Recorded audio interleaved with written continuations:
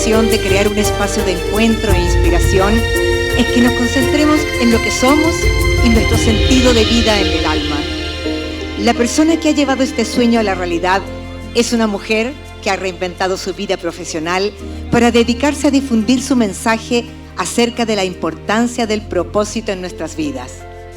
Dejamos en este escenario a la fundadora de Purposely y creadora de Purpose Nights. Con ustedes, Sharoni Rosenberg.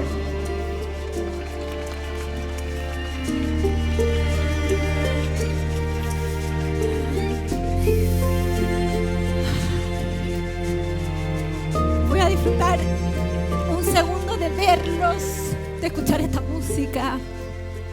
Hay tanto amor en esta feria completa, en esta noche.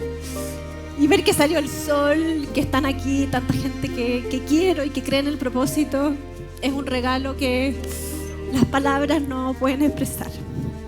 Lo pueden sentir por mi voz. Estoy muy emocionada. Y bueno, tengo que agradecer primero a ETM por prestarnos su espacio, compartir con nosotros.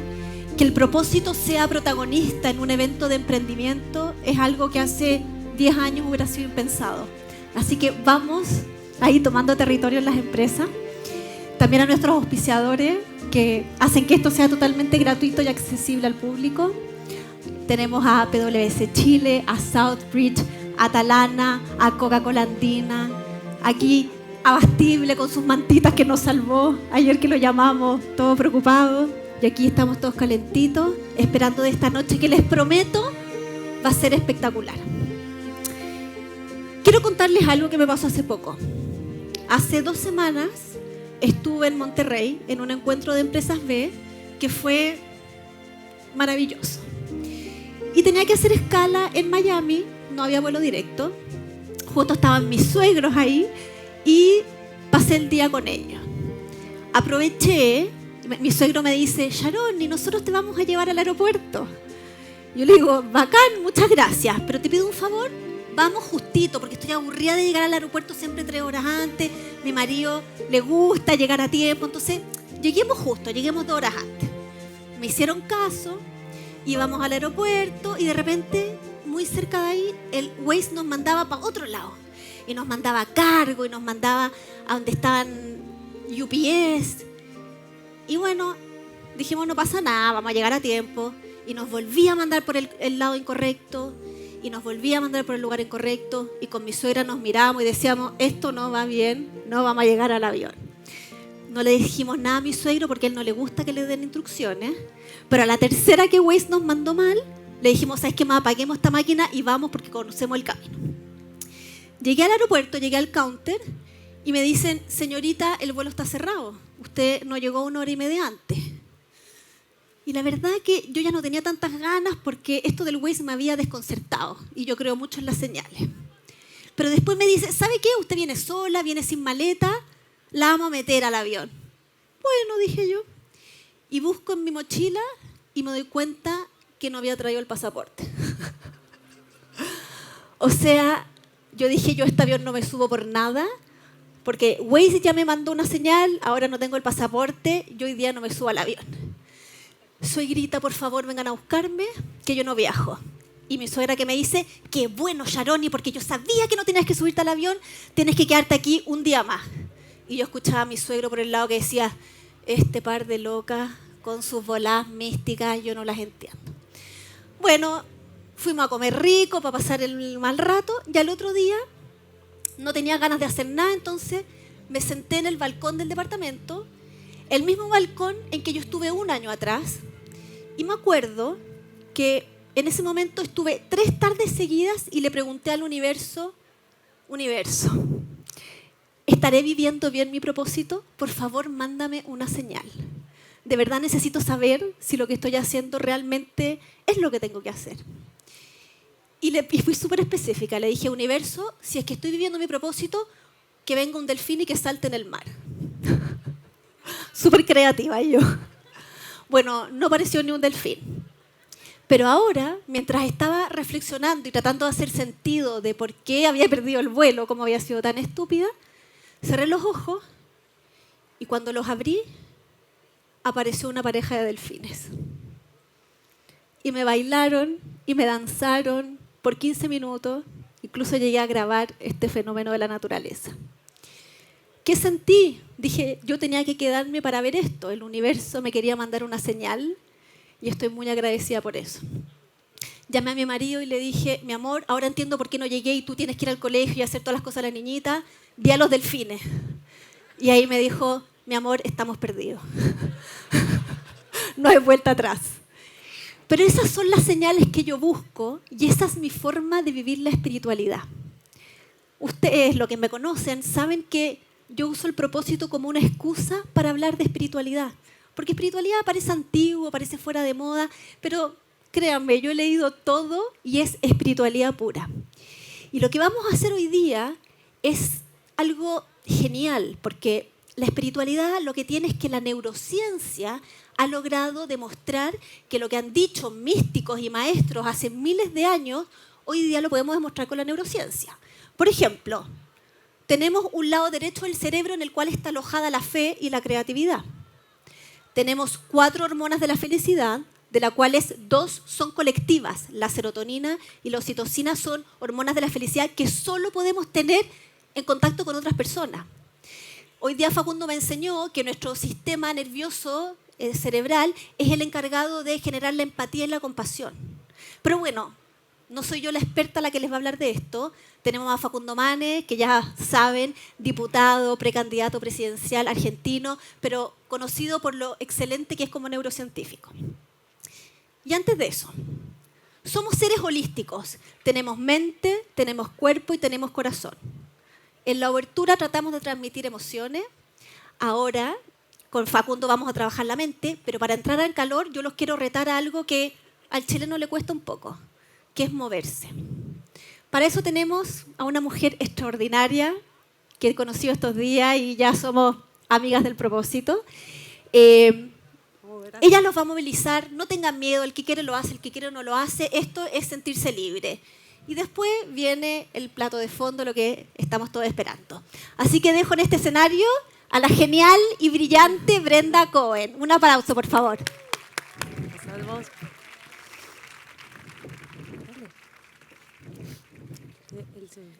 ¿Me ayudas a...? Para ahora cuando empieza. Hay que apagar.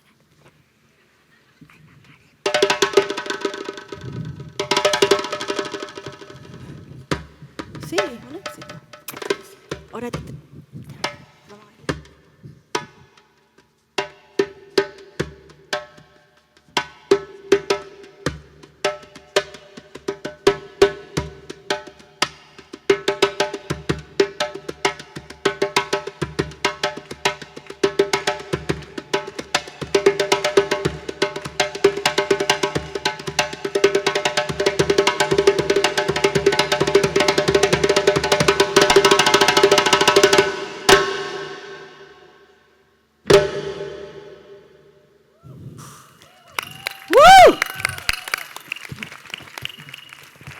Como dicen acá, con todo, si no, ¿para qué? Soy Brenda Cohen.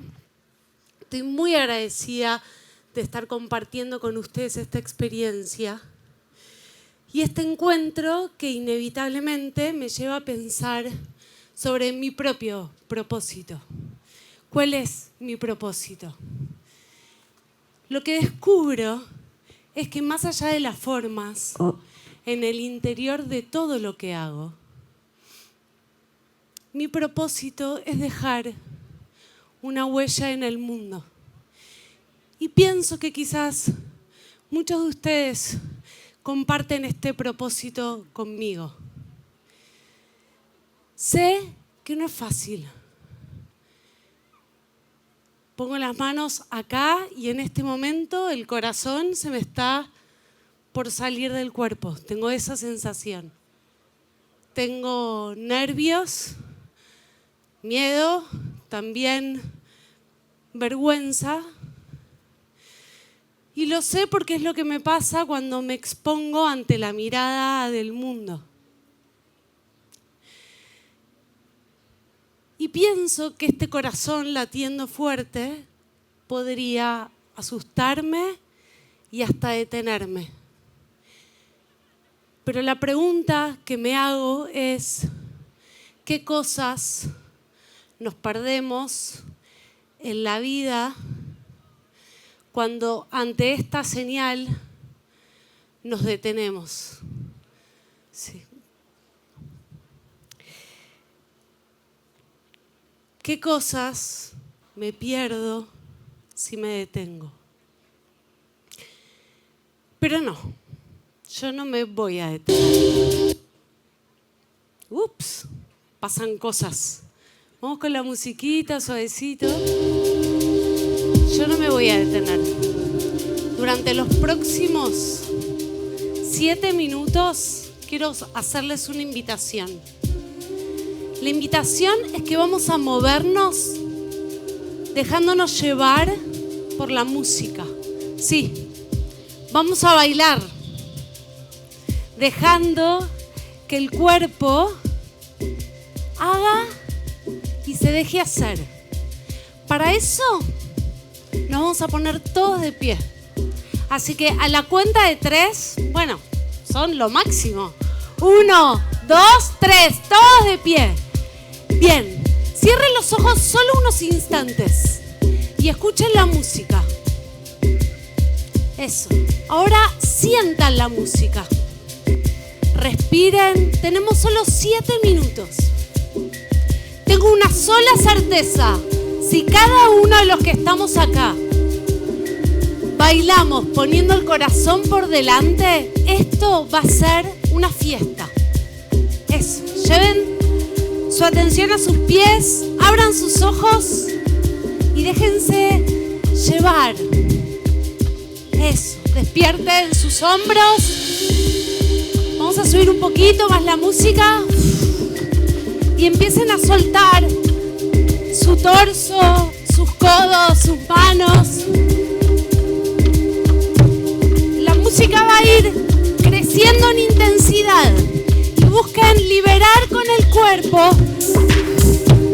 todo lo que está en la cabeza.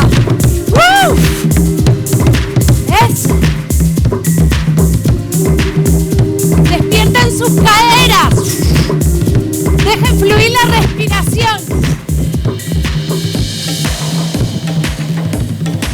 Eso. Y dejen que su cuerpo hable. Y movete como si nadie te estuviera mirando. Eso.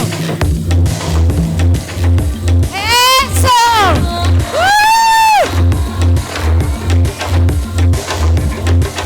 Soltá tu cabeza. Deja ir todo lo que te encierra. No te guardes nada. Eso.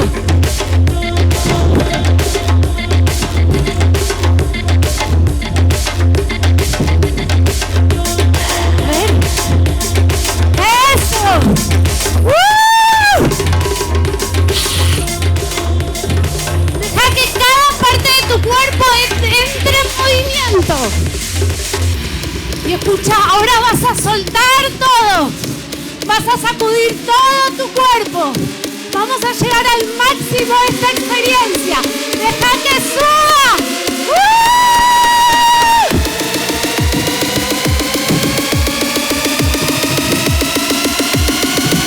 Y deja ir todo lo que te pesa y libera.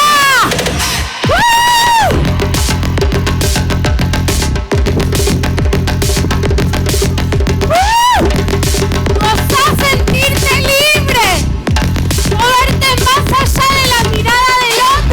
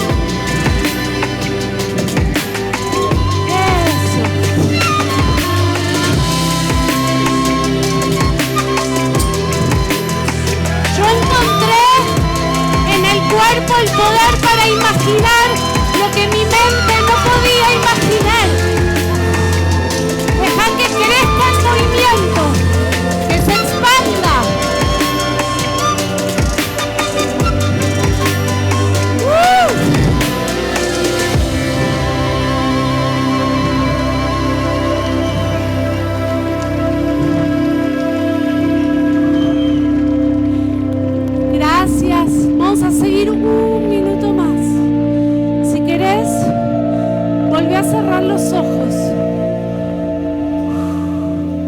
Unos instantes. Lleva tus manos a tu corazón, si querés, y sentí tus latidos.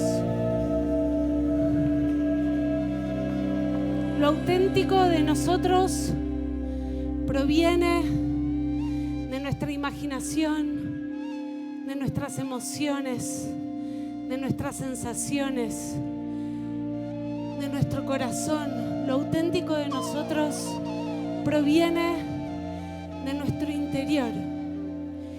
¿Qué sentís ahora? ¿Qué sentís? Si querés volver a abrir tus ojos. Yo sigo sintiendo un corazón que me sale del cuerpo, que quiere salir. Sé que esta vez no es miedo, no es nervios, no es vergüenza. Es un cuerpo lleno de vida que me dice que si nos atrevemos, al final hay recompensa. Muchas gracias por atreverse. Gracias. Chalo.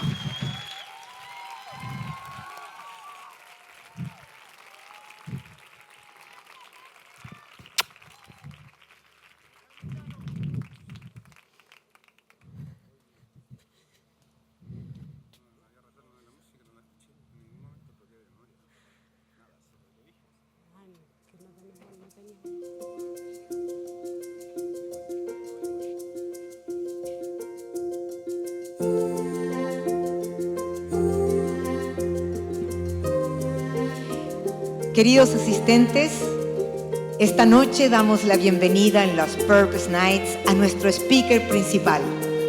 Es uno de los neurocientíficos más reconocidos de habla hispana, fundador del Instituto de Neurología Cognitiva INECO, profesor de la Universidad Favaloro en Buenos Aires y de varias universidades del mundo. Lo que lo mueve, o su propósito, es una firme convicción de que la riqueza de una sociedad se mide por el valor del capital humano, la educación, la ciencia y la tecnología, y que allí está la clave del desarrollo social.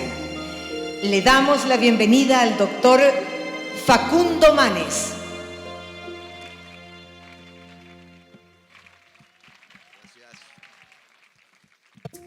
Muchas gracias. Bueno, muchas gracias por invitarme, Yaroni. No sé dónde estás. Acá, gracias. Y gracias por organizar esto, por tener este propósito. Gracias por su tiempo, por estar invirtiendo un poco de lo más preciado que tenemos, que es nuestro tiempo, en conocernos mejor. Estos minutos los vamos a dedicar a reflexionar sobre lo que somos, seres humanos. Y viéndola a Brenda recién y conversando con ella y Yaroni este mediodía, hablábamos de la pregunta que se hacen muchos científicos, de para qué existe nuestro cerebro. Y para responder esta pregunta, que es muy difícil, ¿para qué existe nuestro cerebro? Algunos científicos usan el ejemplo de las ascidias, que son unos animales marinos que van toda la vida navegando hasta encontrar su lugar. Y cuando se adhieren a una roca, no necesitan moverse, digieren su cerebro, se comen su cerebro. Y algunos científicos piensan que justamente nuestro cerebro está hecho para movernos, que es lo que hicieron ustedes recién, que es lo que hacemos. Así que nada, no tenía pensado decir esto, pero cuando me enteré que Brenda iba a hacer lo de recién, me parece muy importante, no solo por lo que lo produjo a ustedes, seguramente, sino porque en moverse está un poco la esencia para algunos científicos de por qué existe el cerebro. Así que muévanse en su vida también. Y vamos a hablar de varios temas durante la charla. Vamos a hablar de las habilidades que nos hacen únicos, aún en esta era de la inteligencia artificial que parece que nos va a reemplazar en todos. Vamos a hablar de la dinámica colectiva, del liderazgo. También alguna reflexión de por qué, aunque vivimos bastante bien en estos momentos, más allá del hambre, de las desigualdades, de las guerras, de todos los dramas que estamos viviendo, si uno ve esta etapa con 500 años atrás, vivimos inmensamente mejor. O sea, alguien de clase media o media baja hoy vive inclusive mejor que un rey hace 500 años. Tiene desde un baño hasta todas las comodidades que conocemos. Sin embargo, nos sentimos cada vez peor. O sea, es paradójico. Vivimos cada vez mejor, más allá de todos los problemas que tenemos, comparados con 500, 1000 o 10.000 años atrás, pero nos sentimos cada vez peor. Hay grandes índices de depresión, de ansiedad, de uso de psicofármacos, de estrés. Vamos a reflexionar sobre esto, porque aunque tengamos más comodidad, cada vez como seres humanos nos sentimos peor. También sobre el bienestar, que involucra el propósito. Una de las cosas que más nos da bienestar es el propósito. Y también voy a hablar de algo que me pidió Yaroni hoy, que hable un poco de mi historia personal. No tenía pensado hacerlo, pero les voy a contar cuáles fueron mis propósitos. Yo me crié en realidad en un pueblito de campo, un pueblito rural. Mi madre no terminó la primaria, mi padre era médico rural, cobraba con gallinas y animales. No nos sobraba nada, pero tampoco nos faltaba, pero claramente no nací en una élite, ni económica, ni social, ni política. Y mi única arma, mi mayor propósito en ese momento, que lo sigue siendo, fue la educación. Y me gustaría reflexionar sobre este primer propósito, de qué significa la educación, porque la educación es mucho más que aprender algo, que aprender un dato. Obviamente que es aprender cosas, pero la educación es mucho más, es obtener una brújula confiable en un mundo cambiante, en un mundo incierto. La educación es acerca de lograr la autoestima personal para lograr los sueños.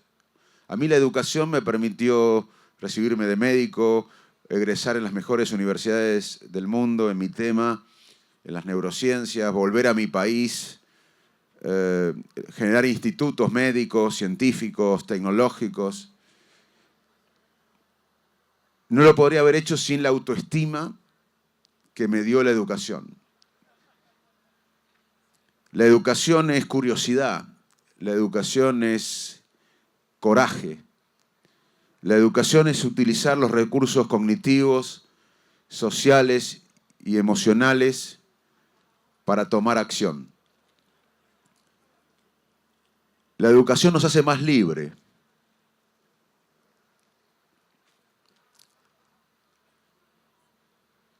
Y ese fue uno de los primeros propósitos de mi vida.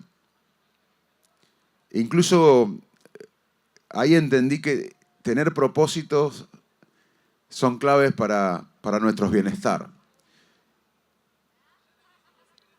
El bienestar se consigue trabajando. No es que uno va a caminar ahora y uno piensa, bueno, voy a tener suerte y voy a ser más feliz o voy a tener más bienestar. No, nuestras decisiones constantes en la vida nos pueden construir un bienestar mejor. ¿Y qué cosa sabe la ciencia de cómo podemos tener más bienestar en nuestra vida? Bueno, sabemos que la genética cumple un rol importante. Antes se pensaba que un 50% de nuestro bienestar, un 50% de nuestra felicidad, pase lo que pase, dependía de los genes. Hoy sabemos que un poco menos, alrededor de 30% de nuestro bienestar, de nuestra felicidad, un 30% aproximadamente, por estudios en gemelos y varias investigaciones que no tengo tiempo de mencionar, pero hoy se sabe que un 30% de nuestro bienestar está influido por nuestra genética. Eso también implica otra mirada, que un 70% lo podemos construir. Un 70%, un gran porcentaje de nuestro bienestar lo podemos construir. ¿Y qué evidencia hay de cómo se construye este bienestar? Bueno, lo primero y lo que hicieron recién es, un poco lo que Brenda trataba de hacer, es disfrutar el presente. Esto parece fácil, pero es muy difícil. Porque permanentemente todos nosotros estamos rumiando acerca de la próxima tarea. Ustedes ahora están acá con frío y dicen, bueno, ¿cuándo termina este argentino? Así voy a comer. Después están comiendo y dicen, bueno, termino la comida, me voy a ver una televisión. Después termino la televisión, ¿cuándo me duermo? Y vivimos rumiando el futuro y también revisando el pasado. Uy, estuve mal, estuve bien, me equivoqué. Y nos olvidamos de estar presentes. Primer concepto que quiero dejarles. Un cerebro presente es un cerebro más feliz y más productivo. Es lo que hicieron recién. Estar presentes. Parece fácil, pero es muy difícil porque tenemos esta tendencia a preocuparnos. Y también tenemos tendencia a tener proyectos o pensar en cambiar de vida, de pareja, o conseguir un sueño laboral para ser felices. Y después llegamos ahí y nos damos cuenta que no pasa nada, por lo menos con respecto al bienestar. Así que estar presente es un concepto muy importante. El otro concepto importante, o la otra evidencia científica que sabemos del bienestar, es justamente tener un propósito en la vida. Si no tienen un propósito, encuéntrenlo. Y mi propósito fue primero educarme, conocer el mundo de un pueblito chiquito de campo de la Argentina, ir a Buenos Aires. Para mí ir del pueblito de campo a Buenos Aires fue más importante y más shock que después ir de Buenos Aires a Boston o a Cambridge. O sea, el impacto mío de ir a un pueblito de campo a Buenos Aires a los 17 años fue mucho más importante que irme de Buenos Aires a Estados Unidos o a Inglaterra. Mi propósito fue estudiar el cerebro después. Y después volver a mi país en el 2001, en la peor crisis hasta ahora. Puede pasar cualquier cosa en Argentina. En el 2001, cuando mi país estaba en una crisis social, económica terrible, yo volví a mi país y dije, ¿cómo contribuir a mi país?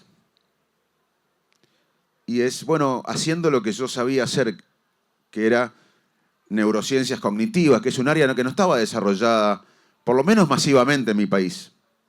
Y crear institutos, formar estudiantes, mandarlos al exterior, generar institutos médicos. Y muchos me decían, estás loco, ¿por qué no te vas? Mis profesores americanos o ingleses me decían, vení, porque veían las imágenes de la Argentina en el 2001, en crisis. Y decían, vení a trabajar. Y digo, no, yo quería hacerlo en mi país. Mi propósito era desarrollarlo. ¿Cómo contribuir a mi país en ese momento? Bueno, haciendo lo que yo sabía, tratando de mejorar esta área en mi país y proyectarla internacionalmente, cosa que finalmente lo logramos con INECO, con Favaloro, creando grupos. Hoy en estas organizaciones científicas y médicas trabajan más de 600 personas. Y sobre todo hubo un cambio de influencia cultural, porque empezamos a recorrer la Argentina, además de ver pacientes, de crear ciencia, de traer tecnología, de generar laboratorios, de desarrollar institutos. Yo recorría la Argentina hablando de algunos temas, del cerebro, de la ansiedad, de la depresión, de la memoria, y la gente me preguntaba y me decía, ¿dónde puedo leer esto?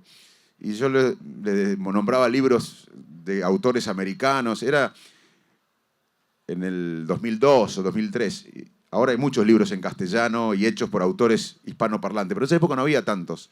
Entonces yo le nombraba a la gente que me pedía, ¿dónde puedo leer de estos temas? Le nombraba libros de autores americanos o ingleses. Pero en realidad lo que la gente me pedía era, ¿cuándo escribís algo? Vos. Y entonces empecé a escribir y los libros tuvieron mucho éxito, no solo en Argentina, a nivel internacional.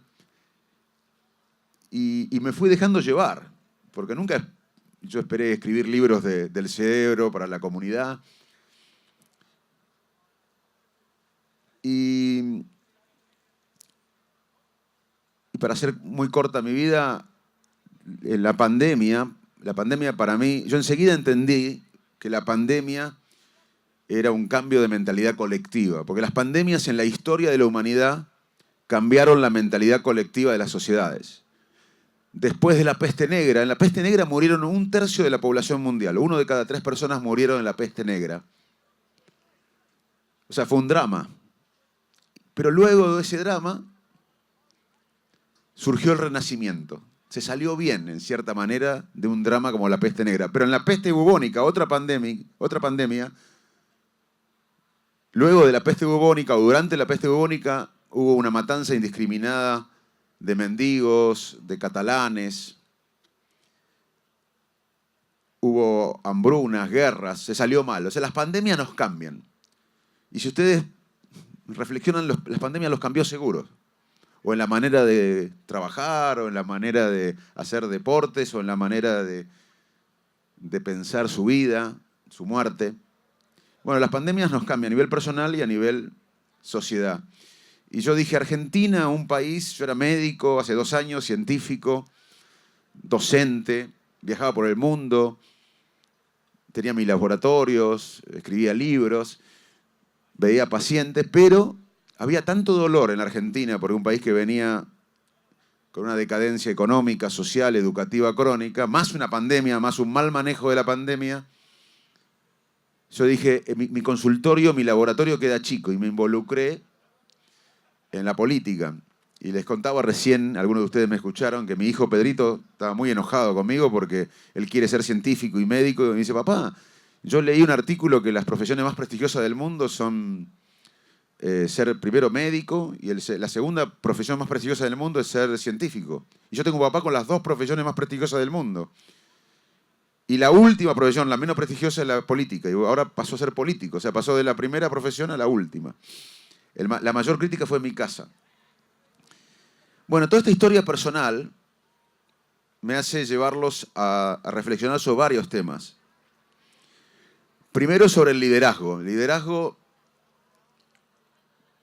significa, en mi opinión, tener un propósito vital. Hablando de propósito. No hay liderazgo, puede ser desde manejar la venta, el stand de la venta de café de ahí, o cambiar la comunidad, o cambiar la escuela, o ser presidente, o pintar la casa. Pero no hay liderazgo sin un propósito vital. El liderazgo requiere un propósito vital. E ir hacia ese propósito quemando las naves, estando dispuesto a perder todo, como lo hice yo como lo hice siempre en mi vida, si uno ve los riesgos que tomamos. Ir a Argentina en el 2001, crear neurociencia en un país quebrado, ahora meterme en política donde lo menos prestigioso es ser político. Pero el liderazgo tiene que ver con tener un propósito vital e ir hacia ese propósito quemando las naves. Eso saca de la inercia existencial al resto de la gente. Porque la mayoría de la gente vive en una inercia existencial, en una apatía. Y ver a alguien que va para adelante en un objetivo genera una energía que despierta a muchas personas. Y en ese propósito vital, en esa idea de propósito vital, ojo con las metas. Porque como decía Machado, ojo con las metas porque suelen cumplirse. No importa las metas. Es ir para adelante, quemando las naves y sacando de la inercia existencial a la gente que nos rodea sin que importen las metas. Y en la dinámica de un equipo es muy importante el líder, pero hay otras cosas más importantes que me gustaría reflexionar. Primero, que la inteligencia colectiva, por ejemplo, si en la primera fila hay 10 personas, la inteligencia colectiva es mucho más que la suma de las inteligencias individuales. Si en la primera fila hay 10 personas y cada uno tiene un coeficiente intelectual de 100, si este grupo de 10 personas funciona bien, la inteligencia colectiva va a ser más que 1000, que la suma de 10%. La inteligencia colectiva es mucho más importante que la suma de las inteligencias individuales en un grupo. Otro tema, que los grupos que funcionan bien para algo, nosotros creamos INECO, por ejemplo, con un Instituto de Neurología Cognitiva, y nos fue bien. Y éramos pocos. Si hubiésemos hecho un restaurante, también posiblemente nos hubiese ido bien. O sea, los grupos que funcionan bien para una tarea suelen funcionar bien para otras tareas. Y los grupos que funcionan mal para una tarea suelen funcionar mal para otras tareas. Así que si están en un grupo que funciona mal, desármenlo. Porque seguramente va a funcionar mal para diferentes tareas. Y si están en un grupo que funcionan bien, cuídenlo y cuiden a las personas. Porque ese grupo, esa dinámica colectiva, puede funcionar bien para diferentes tareas. Pero hay 3 factores que la ciencia ha investigado. La ciencia ha investigado la dinámica colectiva. Y hay 3 factores que predicen el éxito de un equipo. El primer factor es la empatía de los miembros del equipo. Si en los 10 del equipo miramos la empatía de cada uno, cuanto más empatía tengan los miembros del equipo, más posibilidades de éxito del equipo. ¿Y qué es la empatía? La empatía, hay 2 tipos de empatía. La empatía cognitiva, que es imaginar qué piensa el otro. O sea, yo puedo imaginar que él está aburrido o que él está interesado. Yo puedo imaginar por las actitudes. Eso es una empatía cognitiva. Pero la empatía, que es más importante todavía, es la empatía emocional. Yo puedo sentir si él está triste o si él está contento. Y tener empatía emocional predice liderazgo, mucho más que coeficiente intelectual. Tener empatía emocional predice liderazgo. Cuanto más empatía tengan los miembros de un equipo, más posibilidades de éxito de ese equipo. El segundo factor que predice el éxito de un equipo es que además del líder, el líder es necesario, como dije, como definimos el liderazgo es clave. Además el líder tiene que tomar riesgos, tiene que manejar el ego del equipo, tiene que representar el equipo. Ya el liderazgo no es más de arriba para abajo, por eso las monarquías están con menos poder en el mundo y menos prestigio. El liderazgo significa representar las ideas y los valores del grupo. La líder o el líder tiene que representar al grupo, no es de arriba para abajo ahora como era antes. El liderazgo es clave. Pero además del líder, en los grupos que tienen éxito, hay otras voces dominantes. O sea, los grupos que tienen éxito suelen tener, además del líder, otras voces dominantes. Y el tercer factor que predice el éxito de un equipo es la diversidad de género. Este equipo, por ejemplo, sería bueno, porque hay bastante diversidad de género. La primera fila, si es un equipo, sería bueno. La diversidad de género es clave.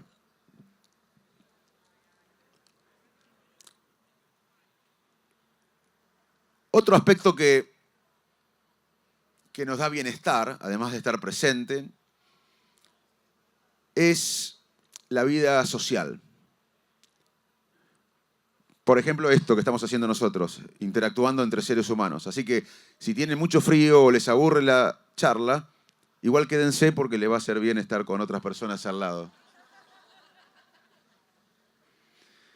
Es más, recién ahí dije en la conferencia de prensa, o en la entrevista que tuve con Matías, que cada uno de los que escuchaban piensen, y ahora los invito a ustedes, y seguramente algunos de ustedes estaban ahí, así que van a pensar 2 veces, ¿cuántos vínculos humanos profundos tienen cada uno de ustedes? No tienen que responderlo, así que no tengan vergüenza. Pero piensen, les voy a dar un segundo o 2 para que piensen cada uno de ustedes, ¿cuántos vínculos humanos profundos han logrado en su vida?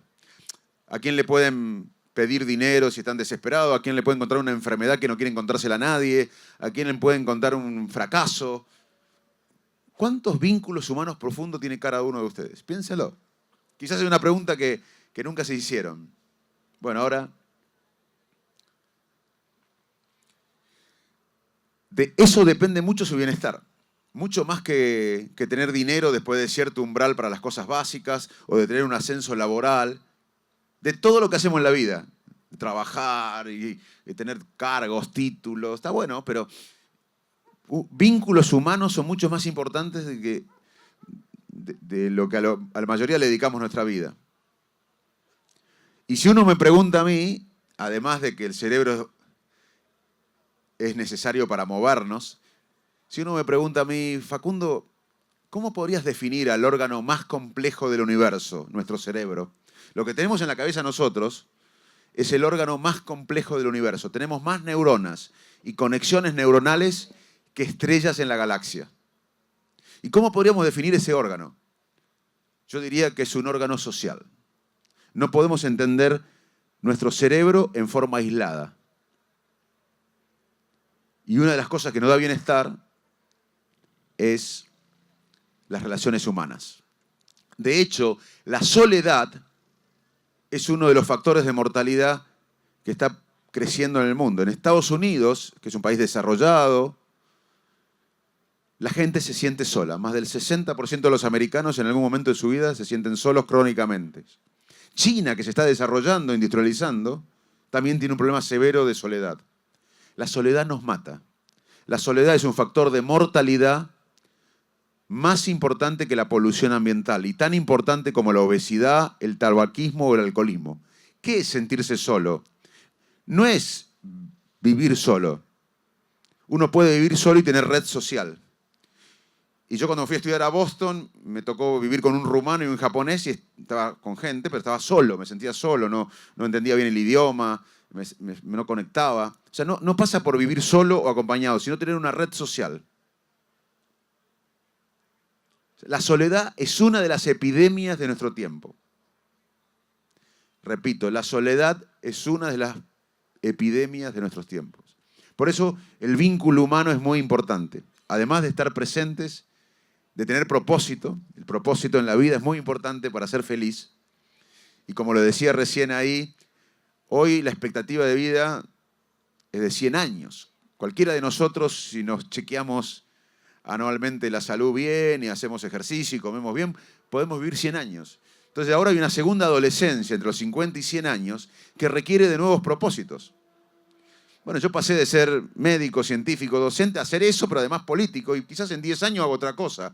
Pero antes alguna persona de 50 años ya decía, bueno, me voy a jubilar. Y ahora si una persona de 50 años piensa en jubilarse, va a tener que 40 años jubilados. Se va a aburrir. Hay que reinventarse con propósito.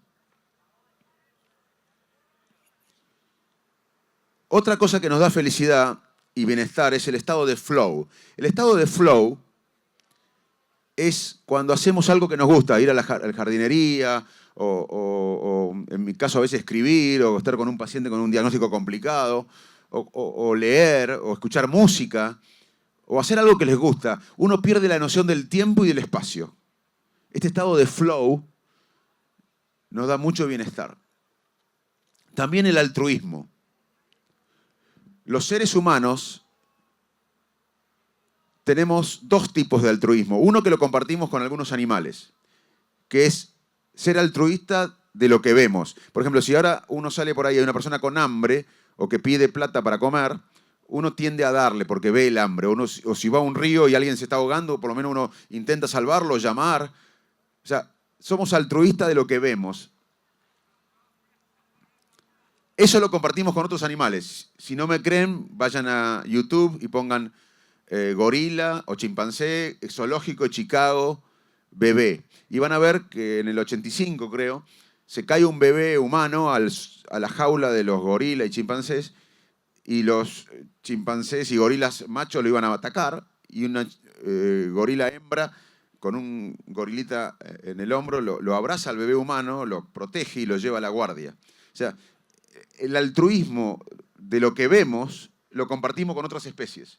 Pero los seres humanos tenemos un altruismo más sofisticado, que es ayudar a lo que no vemos. Nosotros podemos trabajar por el hambre en África aunque no lo veamos. O podemos trabajar para las futuras generaciones de chilenos en la educación y quizás no lo van a ver. O sea, los seres humanos tenemos dos tipos de altruismo. Uno que compartimos con ciertas especies, que es de lo que vemos, y otros del altruismo a lo que no vemos. Bueno, todo eso produce placer. En la base de nuestro cerebro hay un circuito cerebral que se activa con el placer.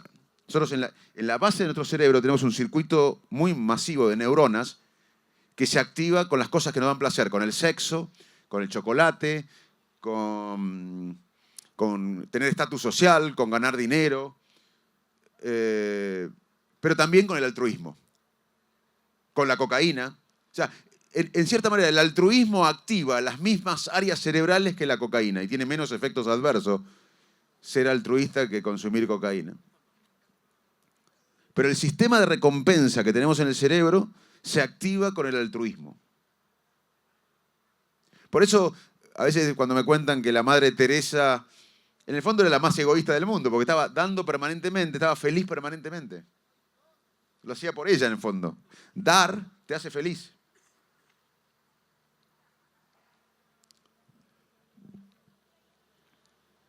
Obviamente que el sueño es importante, dormir es clave, dormir es salud. Uno tiene que dormir entre 7 y 9 horas por día y si no duermen, traten de dormir. El ejercicio físico es el mejor ansiolítico y antidepresivo natural. Hay que hacer ejercicio físico 150 minutos a la semana, por lo menos, moderado, intenso. Una dieta, obviamente hay una relación. Tenemos un segundo cerebro en el aparato digestivo.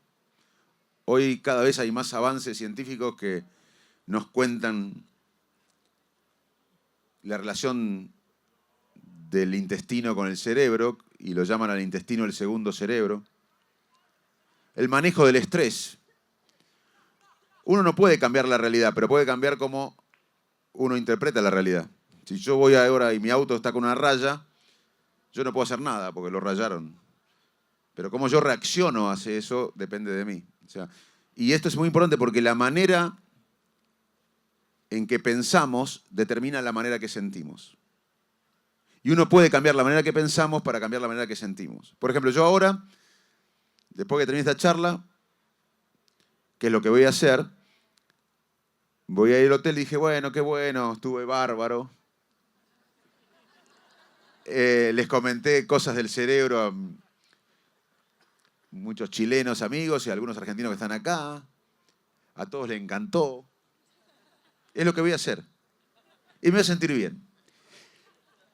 Si yo ahora voy a comer, seguramente los organizadores nos invitan a comer, y pienso, uy, estuve mal, me equivoqué. Había una persona en segunda fila que estaba aburrida, me voy a sentir mal. ¿Se entiende? La manera que pensamos determina la manera que sentimos. Y hoy podemos cambiar la manera que pensamos para cambiar la manera que sentimos. O sea, uno no puede cambiar la realidad, pero puede cambiar la manera de reaccionar a la realidad. Así que ahora, no sé qué opinan de la charla, pero yo voy a pensar que estuve bárbaro.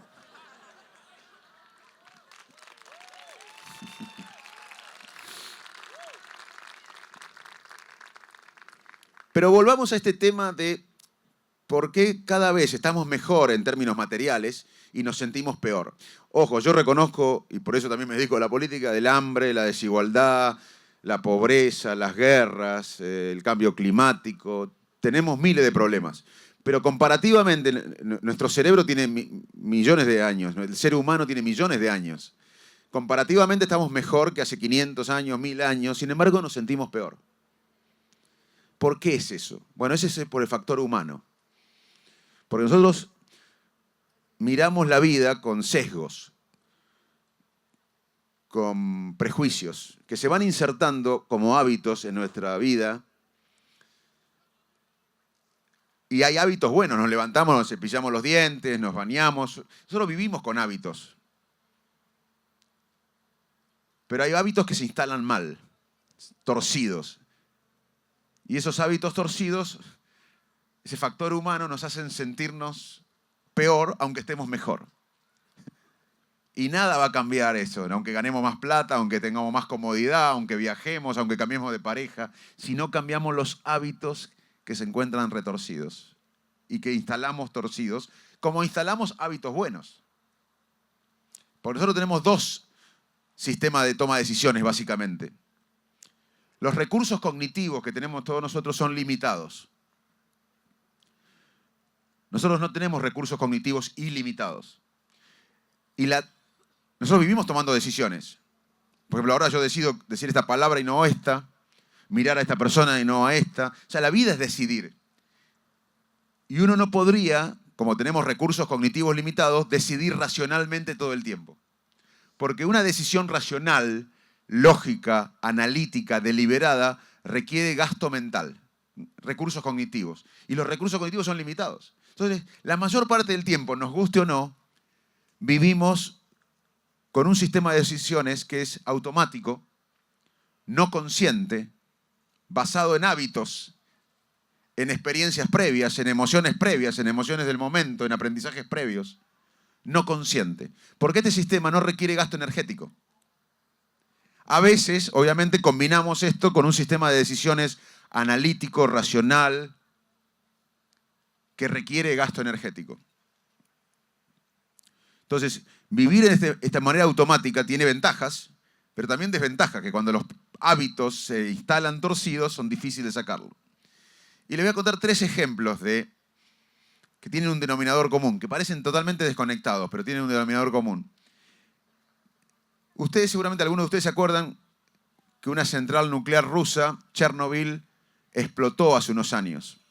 Y uno podría decir, y más si hay una serie que es muy buena, que se llama Chernobyl, uno si ve la serie, da la imagen, bueno, esto pasó en Rusia porque el sistema soviético comunista es corrupto, son ineficaces, bueno, por eso pasó. Da la sensación de que un sistema viejo, político, corrupto, inepto, dio lugar a esta explosión nuclear.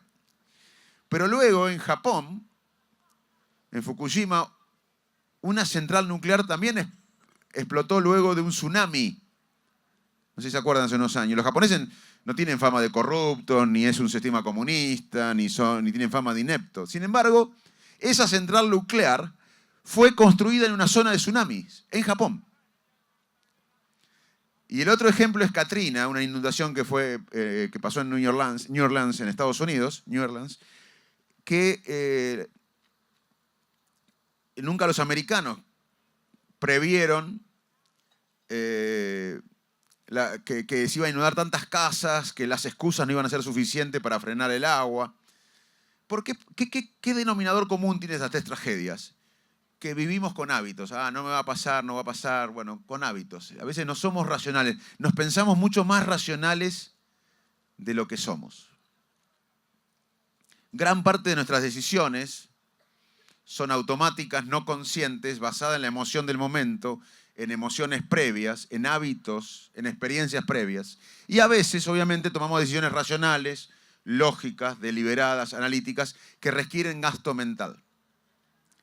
Así que mucho de esto de estamos cada vez mejor, o a nivel individual, pasamos de un estatus social de clase media baja a media o media alta y nos sentimos cada vez más, manejar información. Bueno, el factor humano a veces explica este concepto de que estamos cada vez mejor, pero nos sentimos cada vez peor. Otra cosa que nos da bienestar es aprender. Y uno tiene que aprender hasta el último día de la vida. Muchos me preguntan, Facundo, ¿puedo aprender hasta el último día de mi vida, hasta los 100 años? Y digo, no solo que podés, debés aprender. El cerebro puede aprender hasta el último día de la vida y además debe aprender, porque la educación protege al cerebro. La educación es un factor de protección cerebral.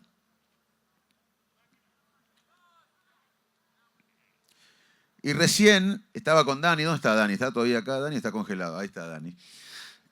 Hablaba con Dani ahí, cuando nos entrevistaba Matías, de la creatividad. Algo que yo también soy emprendedor. Hice todos estos emprendimientos tecnológicos, científicos en Argentina. Y aparte, como científico, le decía, no le pregunten a Dani, porque es emprendedor exitoso, cómo crea, porque no va a saber. Si ustedes admiran a una persona, un músico, un deportista, no sé, en la Argentina Messi o un artista, si lo admiran mucho, nunca le pregunten cómo crea, porque no, le va a decir pavadas. Va a responder, no, un músico dice, yo creo, no, todo es pavada, porque todavía no sabemos cómo crea el cerebro, sabemos las condiciones que favorecen la creatividad. Primero, el concepto que quiero dejarles sobre creatividad es que todos tenemos el potencial creativo. Esto no es menor, aunque parece una pavada. Porque en la antigua Grecia se pensaba que la creatividad provenía de las musas. En la etapa del Renacimiento, en Florencia, se pensaba que la creatividad estaba confinada a una élite. O sea que por gran parte de la historia de la humanidad se pensaba que la creatividad era de una élite, o que provenía de las musas. Ahora sabemos que todos tenemos el potencial creativo. Pero también les cuento que también sabemos que en términos de creatividad, la inspiración es para amateurs. Repito, en términos de creatividad, la inspiración es para amateurs. Yo por más que sea inteligente, que no lo soy, pero aunque sea inteligente, voy a ir caminando por ahí, a veces digo, no, porque soy yo, porque tengo suerte, voy a resolver el problema matemático más complejo. No va a pasar. Para que aparezca el momento de eureka, el momento ajá, tiene que haber varios procesos previos. El primer proceso, que dura años, es preparación. En un tema o en varios temas. Prepararse. Por ejemplo, un músico. Años de preparación. La preparación es necesaria para que aparezca el momento ajá creativo, pero no suficiente. Luego viene un periodo de incubación. Es donde tenemos un dilema en la cabeza. Puede durar semanas, días u horas. La preparación puede durar años o debe durar años en un tema o en varios temas. Pero el segundo paso es incubación, es tener un dilema, horas, semanas o días en la cabeza. La incubación y la preparación son necesarias, pero no suficientes. Después viene otro paso que es básicamente no hacer nada. Y ahí lo decía Daniel, o Matías decía de Daniel, que él crea cuando duerme. Y es cierto. Cuando dormimos, por ejemplo, el cerebro trabaja mucho. Casi como cuando estamos en vigilia. Y se activa una red cerebral masiva que se llama Default Network, o red en reposo en castellano, que conecta áreas que no estaban conectadas. Y ahí suele surgir el momento creativo. Volviendo para atrás a la incubación, le dije preparación que dura años, luego incubación que dura semanas, días u horas. Ese dilema, esos pensamientos obsesivos de la incubación predicen más creatividad que el coeficiente intelectual. Fíjense que el coeficiente intelectual no predice ni liderazgo ni creatividad. El coeficiente intelectual no predice liderazgo, lo predice la empatía social, emocional. Y tampoco predice creatividad. Los pensamientos obsesivos, esto no quiere decir ser obsesivo compulsivo, eso es un trastorno médico, sino obsesivamente pensar en un dilema por horas, semanas o días. Eso predice más creatividad que el coeficiente intelectual. Pero luego de la preparación y la incubación viene esta etapa donde no hacemos nada, que no solo es dormir. Puede ser estar en un sofá tirado, caminando, en la playa, en un auto, en un taxi, en el avión, medio groggy. Cuando no hacemos nada, el cerebro conecta áreas que no estaban conectadas y asocia pensamientos que estaban asociados. Luego viene una etapa de verificación de si lo que creamos tiene algún sentido. Y también la creatividad requiere de locura y de coraje. Y también de equivocarse. Nadie ha hecho nada importante sin equivocarse. Equivóquense. Y esto no es menor. Porque en la familia, en la escuela, en el trabajo estigmatizan el error. Hay que equivocarse. Equivóquense. Les cuento ejemplos. Paul McCartney escribió la melodía de Yesterday cuando la soñó. Si yo vivo 100 años, como espero vivir, porque me cuido, ahora me estoy haciendo el chequeo anual, voy a dormir 30. Uno duerme un tercio de la vida. Y nunca voy a crear ninguna melodía, porque no tengo ni idea de música. O sea, Paul McCartney tenía preparación. Tenía años de músico. Y en las últimas semanas estaba con un dilema de una melodía que no le salía. Estaba obsesivo con una melodía. Se durmió y soñó la melodía de Yesterday y la escribió. Lo mismo uno de los riffs más importantes del rock de Keith Richards, que lo soñó, o que Coué, un científico alemán, que estaba obsesionada por la estructura de la molécula de benceno. Y soñó con dos víboras que se enroscaban sobre sí mismo y se imaginó cómo podía ser la estructura de la molécula de benceno. Pero ahí está la preparación, que Coué era físico, años de físico, y en los últimos meses o años estaba con el dilema de cómo es la molécula de benceno. O sea, repito, en términos de creatividad, la inspiración es para amateurs. Hay mucho trabajo detrás. ¿Cómo vamos de tiempo? Entré en estado de flow y perdí la noción. Tengo 10 minutos más.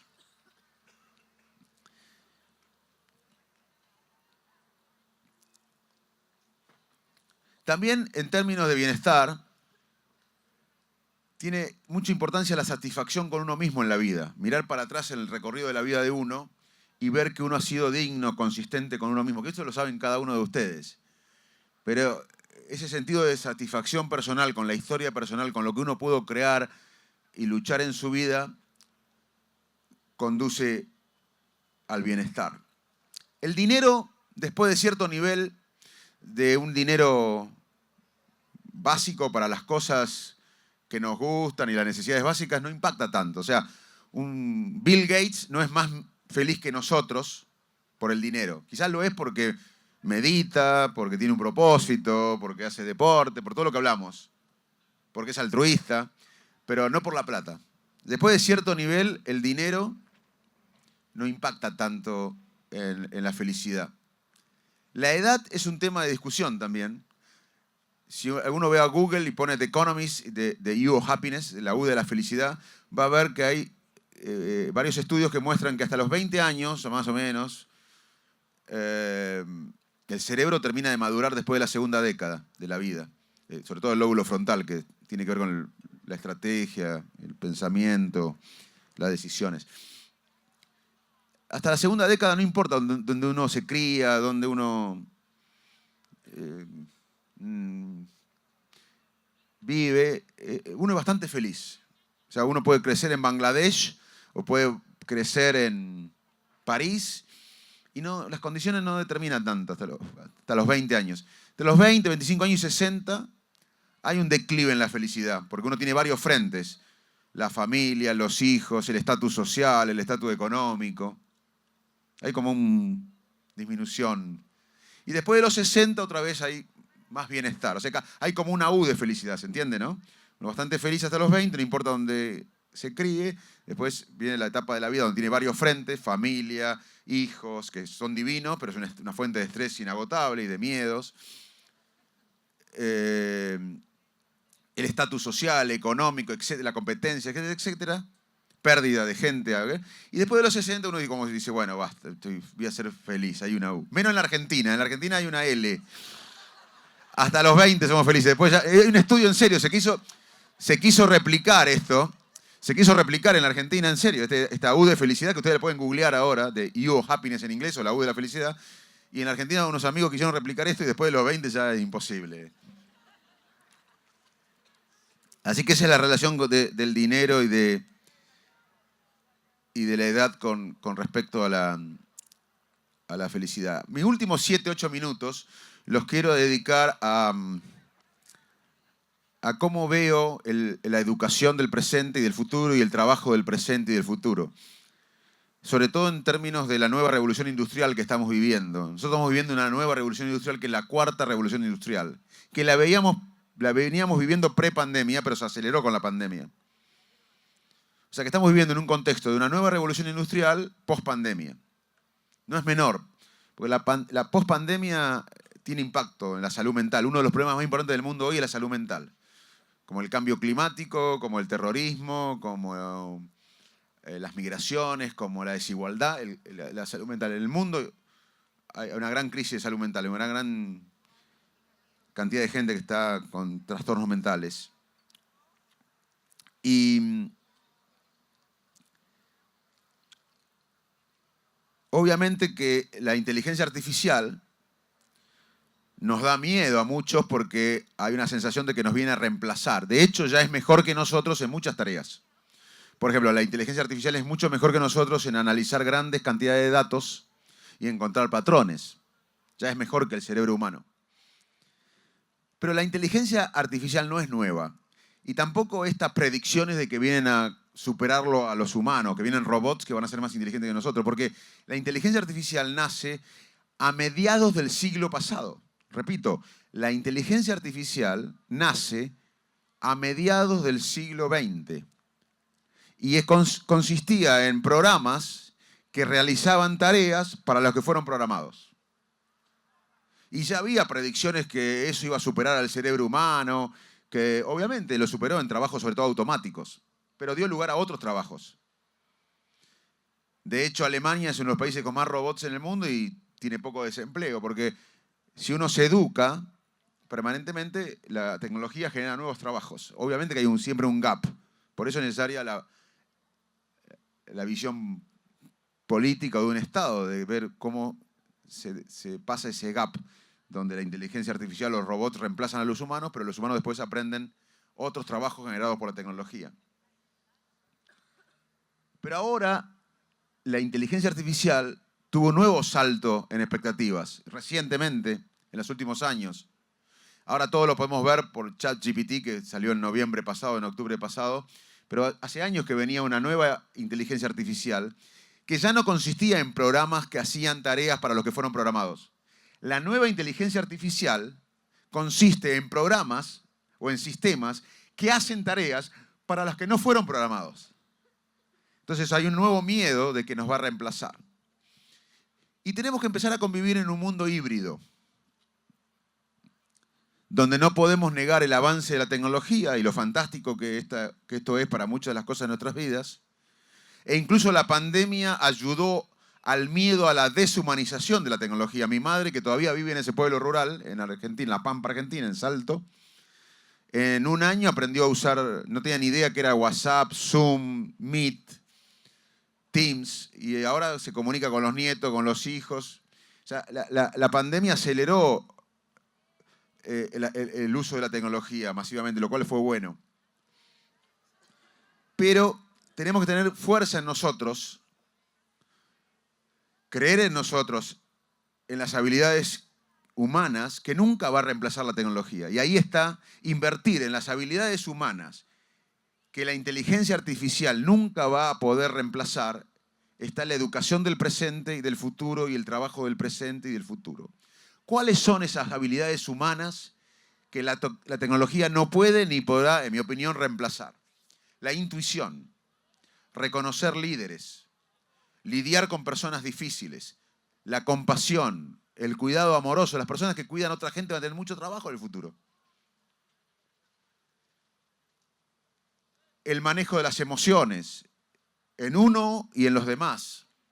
La dinámica de equipo, la creatividad. ¿Cómo creamos los humanos? Como le conté yo que creamos los humanos. Nunca lo va a hacer una máquina. Yo le acabo de contar las condiciones que generan la creatividad humana. Eso nunca lo va a hacer una máquina. Les conté cómo decidimos los humanos, basado en experiencias previas, en emociones previas, en forma automática. Eso nunca lo va a hacer una máquina. Así que el último mensaje que quiero dejarle de esta hora que tuvimos, que pasó rápido, por lo menos para mí, y me voy a sentir muy bien ahora, porque estuve fantástico,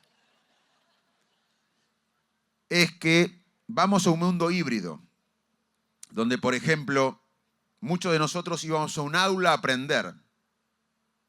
Ahora no necesitamos ir a aprender al aula, porque podemos aprender en cualquier dispositivo, en cualquier momento y en cualquier lugar. Y antes hacíamos los deberes en nuestras casas solos. Ahora vamos a ir al aula, porque el aula no va a desaparecer, a hacer los deberes en equipo, con la inteligencia colectiva, porque esta dinámica colectiva que le comenté tampoco lo va a hacer la inteligencia artificial. La inteligencia artificial hará otra inteligencia colectiva, pero no la inteligencia colectiva que le acabo de comentar, la dinámica colectiva de la inteligencia colectiva más que la suma de las partes, de la empatía, de la diversidad de género, del liderazgo, de otras voces dominantes. Eso nunca lo va a hacer, ni la creatividad ni la forma de decidir. Así que vamos a un mundo híbrido donde el docente incluso no tiene que saber todo, porque ya la memoria enciclopédica no tiene mucho sentido si estamos a un clic de todo. Pero el docente no tiene que tener miedo, porque el docente no tiene que saber todo, pero el docente va a ser irreemplazable en inspirar, en motivar, en ser un ejemplo, en manejar los egos, en crear una dinámica colectiva. Lo mismo que el jefe en un trabajo o el líder. Así que vamos a un mundo híbrido donde tenemos que tomar lo mejor de la tecnología, pero tenemos que volver a confiar y perder el miedo a que la tecnología viene por nosotros. La tecnología nunca va a ser mejor que nosotros en la intuición, en las emociones, en el manejo de las personas, en detectar personas difíciles y lidiar con ellas, en liderar, en la inteligencia colectiva, en la creatividad, en la toma de decisiones, en el cuidado amoroso de las personas. Y ahí está la inversión que tenemos que hacer a nivel personal y a nivel social para tener mejor educación en el presente, en el futuro, y mejor trabajo en el presente y en el futuro. Básicamente, que la máquina nos pase en todo lo que pueda, porque ya nos pasó en muchas tareas, que son automáticas generalmente, o de procesar información y encontrar patrones. No importa. Eso pasó siempre cuando la tecnología avanzó. Pero sepan y tengan la confianza de que la tecnología y la inteligencia artificial nunca nos va a superar en los que nos hace humanos. Muchas gracias.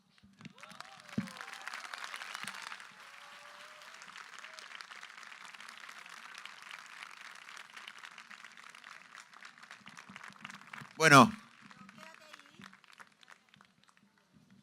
Brenda, Daniel Dacaret, Nico Bove. Estoy apagada. Nico Bove, aquí, Daniel Dacaret.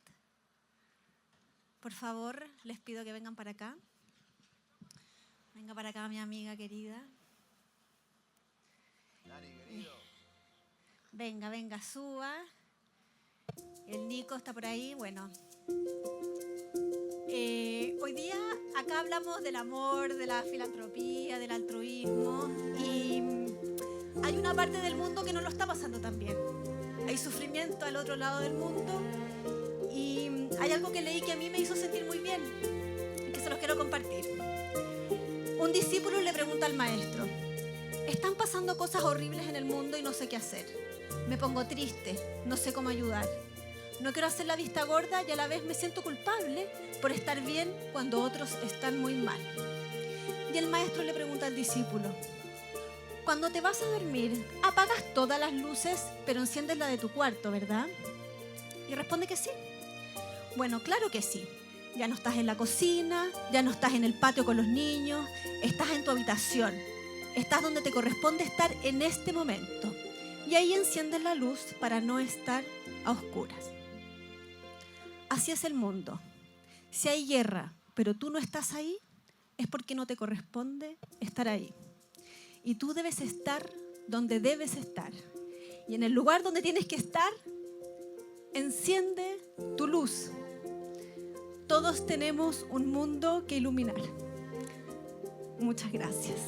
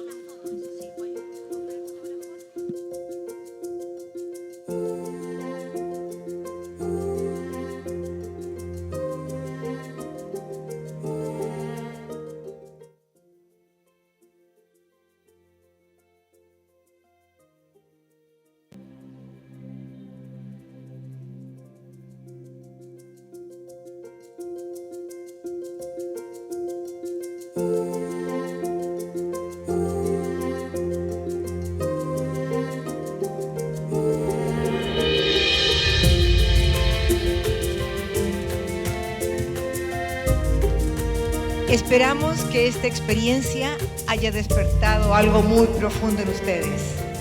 Que reflexionen y compartan lo aprendido para que ustedes y sus cercanos se den cuenta de que no estamos solos en esto, que somos muchos los que hemos elegido vivir en el propósito.